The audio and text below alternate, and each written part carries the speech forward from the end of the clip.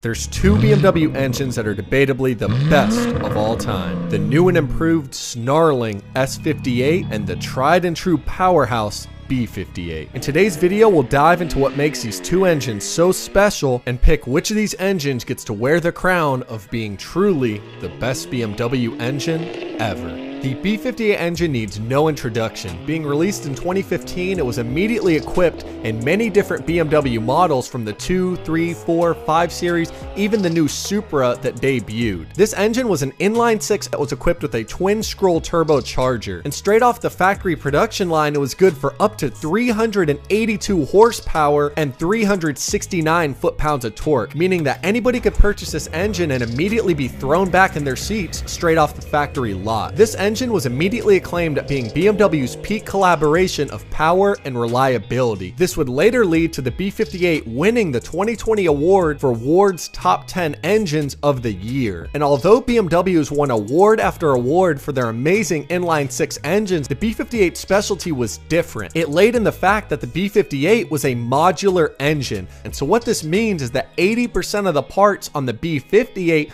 are cross-compatible with the inline-4 version, which is the B48 engine. So this actually allows BMW to mass produce parts, meaning that the driver actually had easier access to replacement parts at a lower price point. As well, the modular design enables each cylinder in the engine to create the same amount of power as the next, meaning that the engine puts down power smooth and efficiently while never going out of balance. This engine came from the factory with a forged crank and rods and had a crank girdle equipped to the engine that reinforced the entire block by preventing the crankshaft from bending and allows the engine to withstand high torque figures. And so essentially BMW owners are getting an engine that can withstand high horsepower figures, creates massive low-end torque, all off the factory lot without spending $1 yet. And so overall, it's easy to see why the B58 engine is so popular among tuners and enthusiasts. And let's not forget about the glorious exhaust note from this engine. But one of the things that makes this engine so amazing to this day is that it's tried and true. Since this engine released in 2015, it makes it almost a decade old to this point, meaning that drivers have accumulated upwards of 100,000 miles. And to this point, it's been very stout and reliable. The trouble points on this engine are really few and far between. Some of the factory issues which you can expect are fuel injector issues, which is known among really all of BMW's engines from the N54 onward, and besides that, come down to the PCV, and this part can be replaced in 10 to 20 minutes and really just creates a plume of white smoke from the engine and exhaust, which can easily be noticed, and then you know it needs to be replaced. But most of the other cases of the B58 engine having issues or blowing or etc. pertain to people trying to tune it up from 6, 7, 800 horsepower and maxing it out beyond its limits. So if you look throughout the internet, you'll find rare cases of people's pistons blowing or throwing a rod or issues along those lines, but for the most part, for daily drivers and tuners who just want an OEM plus powertrain that sits at 4 to 500 horsepower, this is not going to be an issue long term. Most people who own this engine have not had issues to date and praise it as being the best engine that they've owned. To have forged rods, a crank girdle equipped, push up to 382 horsepower stock, again, an underrated number, and be extremely open to tunability, all that paired in with the fact it's been out for a decade, so most of the issues have come to fruition by now, it comes down to be debatably the best BMW engine ever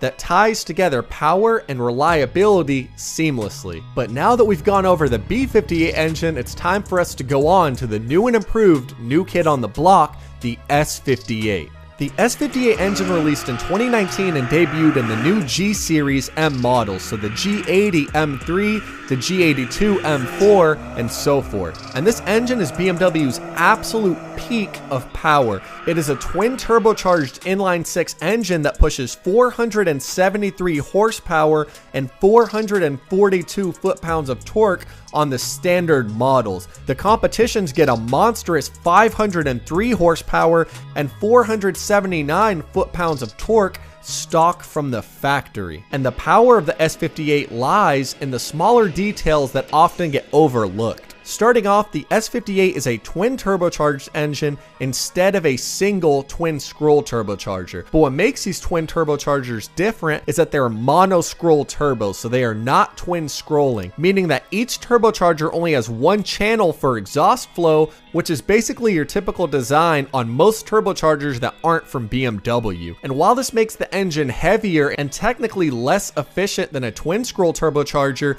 it gives the vehicle more power because there's two of them. On top of this, the S58's compression ratio is redesigned from an 11:1 ratio to a 9.3:1 ratio, and pairing that with the shorter stroke than the B58 engine is able to handle more power. And so the S58 engine is an aluminum closed deck with an aluminum head that's 3D printed. And you might be wondering why 3D printed, and that's because it actually enhances the precision throughout the engine, enabling it to channel exhaust gases more effectively. On top of that, you're getting a forged crank, forged pistons, and a forged rod, all from the factory, also allowing this engine to handle higher horsepower figures without rebuilding it from the bottom up. And now on paper, the S58 might sound extremely similar to the B58 engine, minus the fact that it has an additional turbocharger, but they're actually completely different from the ground up. The S58 engine built off all the amazing aspects of the B58 and made them even better. 80% of all S58 parts are completely and independently designed separate from the S55 and B58 engines. And so what this means is BMW's engineers sat down and actually created essentially a completely different engine from anything they've ever built previously. And this really shows in BMW's hyper focus to the cooling system of this engine. And so looking deeper into the cooling system of the S58, early signs point to great reliability on this engine. BMW equipped this engine with 3 radiators, an additional cooler, and the transmission is supported by a dedicated oil cooling system. And so what this means overall across the board is that transmission temperatures are not going to be dictated and predicated on the rest of the cooling system. You're going to get stable, cool temperatures to the transmission, enabling steady power at all times. As well, the 3 radiators, intercoolers, and heat exchangers on the engine are going to keep oil temperatures low, enabling peak lubrication throughout the engine so we don't have metal-to-metal contact through the internals. And so right off the bat, the cooling system inside of the S58 engine already points that it's going to be very reliable long term. And for those of you who've ever owned a BMW from the E46 onwards know that the cooling system is typically a trouble area on BMWs, but it seems like that's been sorted out with the S58. For anybody who knows anything about performance, cooler engines always means more power because you're getting less heat soak throughout the engine and more efficiency. And so although you're getting a twin turbocharging setup with 2 mono scroll turbos, you're able to balance out and stabilize fuel efficiency with power. And on top of the cooling system being redesigned, BMW took special care to revamp the entire fuel system to enhance fuel delivery. And so overall, when comparing the S58 to the B58 or the S55 engine of the previous gen, you're getting the best attributes of the silky smooth inline 6, twin turbochargers, a completely revamped and upgraded cooling system, an improved fuel delivery system, all with a shorter stroke and higher revs. And so you're essentially getting the absolute peak that BMW has to offer in the power department, making this engine the absolute best in terms of power and performance. And so overall, when you pair together the twin turbocharging setup, the shorter stroke, the enhanced cooling system, the enhanced fuel system, and the redesigned compression ratio, you're getting the absolute peak of BMW's performance and power. BMW genuinely outdid themselves. But although power and performance are the craze behind buying these new BMWs, something that most people want on the backside of that is reliability. And starting off from its core, the S58 is still a true-bred BMW engine, still being that 3.0 liter displacement inline 6 that we've grown to love for its smoothness and linear power output. But although power's next to none with this engine, you do have to factor in that it is a twin turbocharging setup. So right off the bat, you're adding one more trouble point to this engine, and it's in the fact that you have 2 turbochargers now instead of 1. And while this reliability concern can be negated when you factor in BMW's improvements in the cooling system, it still does introduce one more trouble point regardless. And being such a new engine and the fact that it just debuted in 2019,